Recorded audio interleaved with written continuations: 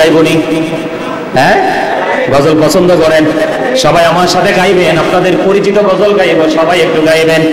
আমি তোমার প্রেমের ভিখারি ইয়া রাসূলুল্লাহ, আমি তোমার প্রেমের ভিখারি ইয়া রাসূলুল্লাহ, ইয়া হাবিবাল্লাহ, আমি তোমার প্রেমের ভিখারি, আমি তোমার প্রেমের ভিখারি ইয়া রাসূলুল্লাহ, আমি তোমার প্রেমের ভিখারি ইয়া রাসূলুল্লাহ, ইয়া হাবিবাল্লাহ, আমি তোমার প্রেমের ভিখারি।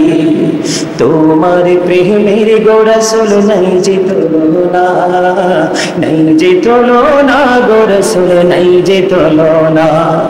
তোমার প্রেমের গো রাসূল নাই যে তুলনা, নাই যে তুলনা গো রাসূল, নাই যে তুলনা। তোমার প্রেমে জিন্দা হইল উস্তনে হান্নানা ইয়া রাসূলুল্লাহ, আমি তোমার, সবাই, আমি তোমার প্রেমের ভিখারি ইয়া রাসূলুল্লাহ, আমি তোমার প্রেমের ভিখারি ইয়া রাসূলুল্লাহ, ইয়া হাবিবাল্লাহ, আমি তোমার প্রেমের ভিখারি।